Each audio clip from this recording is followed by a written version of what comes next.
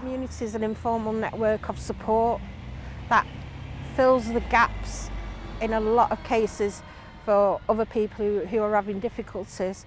It's really interesting when I read it's an inclusive community, we live in an inclusive community. Actually you don't. In Hulme we have very separate pockets of communities where trying to break barriers is really difficult. So we'll have the community of residents, a community of students who change every year, so it's really difficult to manage relationships with them. A community that tries to engage with the university, with a university that does not want to know, in all honesty. The thing for my community was about giving voices to ensure that other people who don't get a chance to be heard, get heard. And that's what the writing group's all about.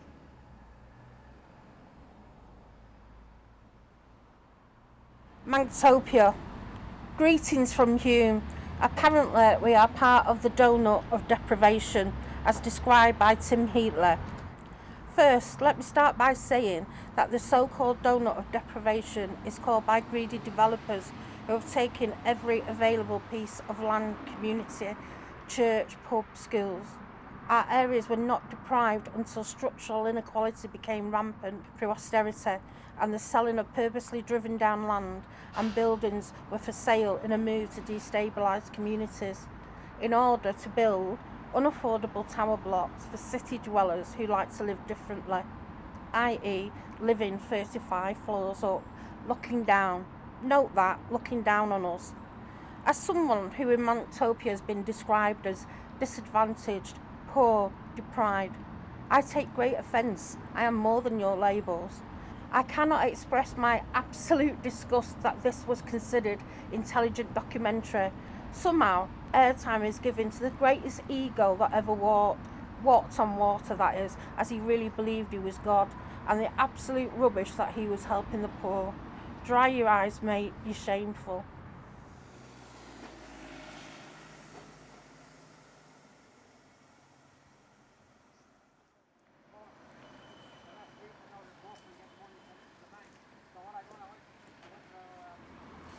When people used to come into Hulme in the 60s, when they first built the bull rings and stuff like that, and I'd go into town when I got a little bit older, I used to be embarrassed to get off the bus because they used to say, next stop, concrete jungle.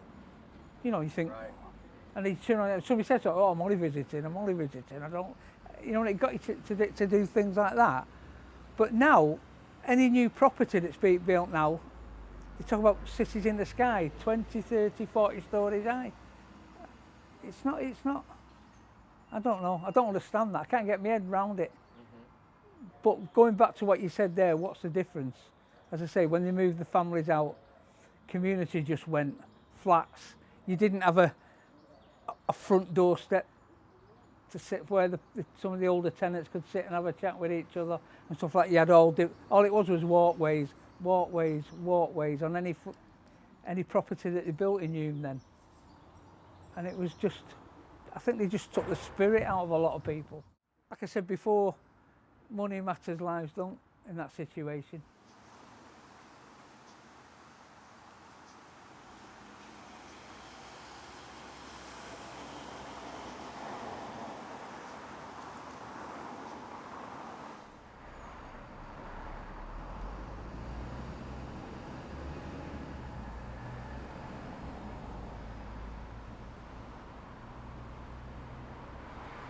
There was 11 tenant and residents associations in Hulme. Wow.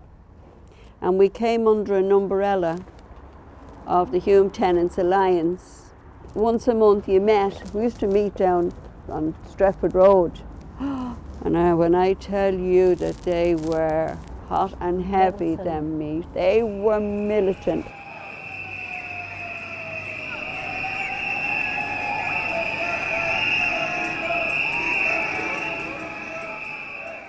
Can you imagine 11 tenants meetings, groups? I remember. Yeah. Like one now, one. One, and that's us, ours. We've kept it going since about 1979, and we're now in 2020. We had got rid of people's issues for them. We'd been successful in all we had done to make life better. They're all hiding now, and this COVID-19 has been the best thing ever for them. They don't have to come out. Well, behave yourself for a moment, please. Writing in progress. The night that I sat at a bar wearing a seductive pencil skirt. Well, I know that I look the biz. I'm the best looking gal in this kip tonight. Who wouldn't want me? I look like a goddess. I'm going to position myself at the bar, on the bar stool, so that anyone looking in my direction is going to get an eyeful of what lays nesting peacefully just where that slit ends. Oh, shite. I'm getting cramp in my left buttock. It's this bloody skirt. It's too tight and it's riding up over my thighs, stopping my circulation. Sweet Jesus, if this is what it takes to get some asshole to buy me a drink and drool over me, I'm off, home to have a good scratch and take off this bloody useless skirt. That pub, the Gamecock, they now turn it into, there's been talk of 13 stories and an 8-storey block of flats for students. We're still fighting it. So I wrote to the councillors and said, basically, get lost. We've got a lot of older people. There's a shortage of older people's accommodation. Why aren't you thinking of that? I think older people are getting forgotten. Oh yeah. Not just in this situation, but even GPs, doctors, everything. When you get to a certain age, are you worth investing in? But if you think when we started here, how long did it, Joe, to get one bench? Yeah. It took 3 years to get one bench. It took me turning into a poet to get a bench, to stand up in front of the councillors and do Benches Not Fences poem. Because one of the concerns they had about people having benches is people might sit on it. We need benches, not fences. It's relentless how friendless we feel without a bench, to avenge this state of relentless accepted isolation. It's benches, not fences I need for my community. A place to chat, meet my neighbour, or just savour this space I'm in. It's benches, not fences. We need to break the silent spaces where the lonely look out at places that once belonged to a community that embraced those very same faces. It's benches, not fences that really matter, not the caging of a community, but a meeting and greeting with graces of all people, of all ages, of all races. It's the people who sit on the benches that matter to me. Hulme people don't sit on the fence, don't take offence. We'll tell it to you straight, sometimes in your face. Strong like poor concrete, but hearts bigger than the crescents. A permanent existence in this constantly changing magnificence of these streets of Hulme. Acknowledge our existence. Remember, we're persistent. It's benches, not fences we need.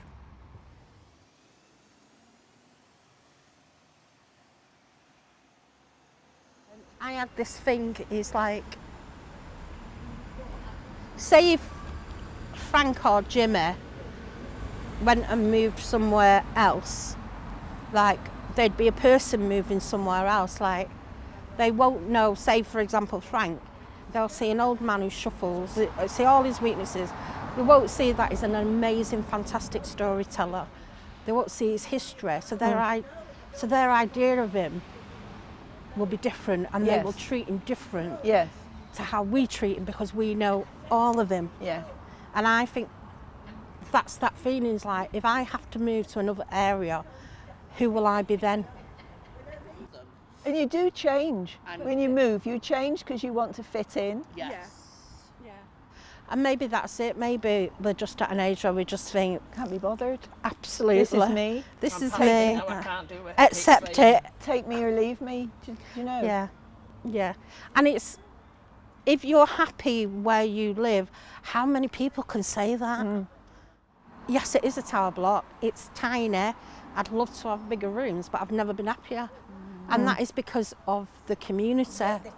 It's because of days like this when we can do this. And I love my flat. Yeah. The landlord is useless, but I love my flat. I really do. Yeah. And you get attached, and that's the thing I'm trying to think is, what makes home home? Yeah. So maybe this is the thing. If your home had a personality, what would it be? And that's what we're going to write about now. Describe your home as a personality. I love my flat. It wraps itself around me each time I walk in the door. It never judges me. It's seen me happy. It's seen me sad. It's seen me cry and rant and rave. Then it waits patiently until I calm down. It could be my gran. She knew me inside out, but she was not a cuddler. She kept herself a little aloof. I think my flat is like my previous long-haired, very lovable cat that purred as soon as she saw me walk in the door. She'd sit on my lap and purr in my ear and rub her head around my neck. Always there was the non-judgmental love. Well, I don't know about beautiful, but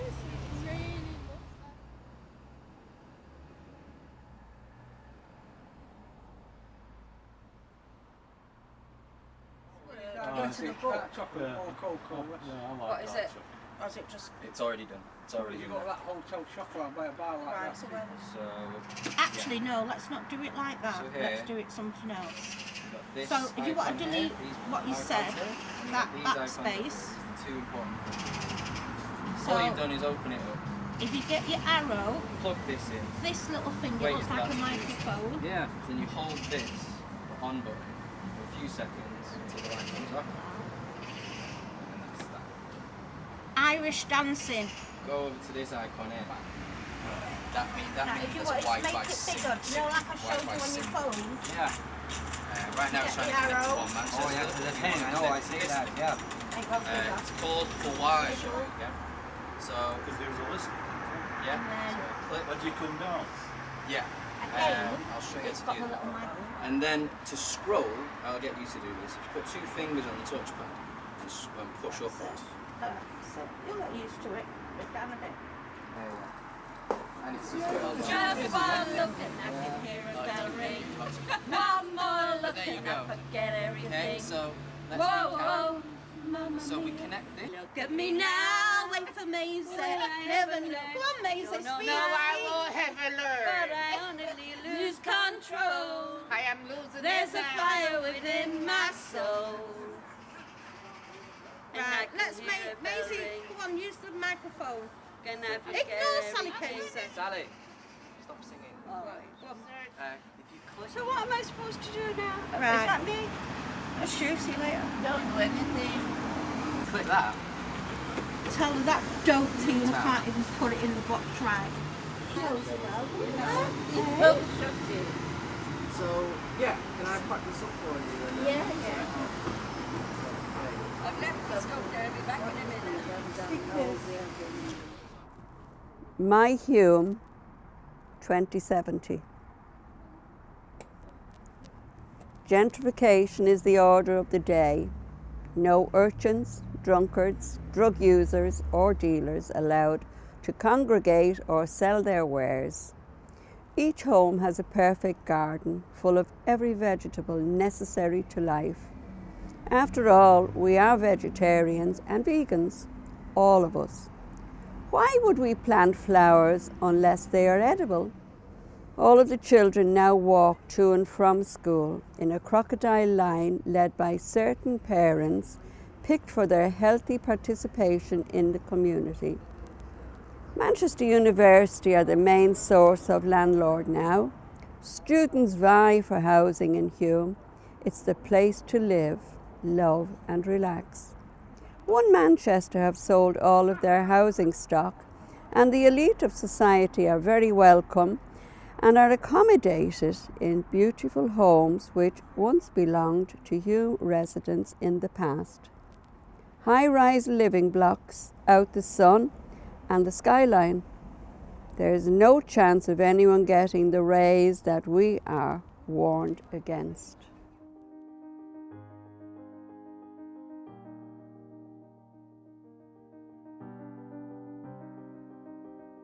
Just make sure that you look after yourself, you look after your family, you look after your loved ones, and you look after those that are around you, like your neighbours.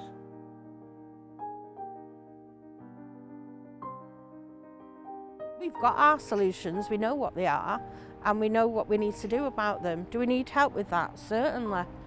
But we don't need someone to come in and solve the problem.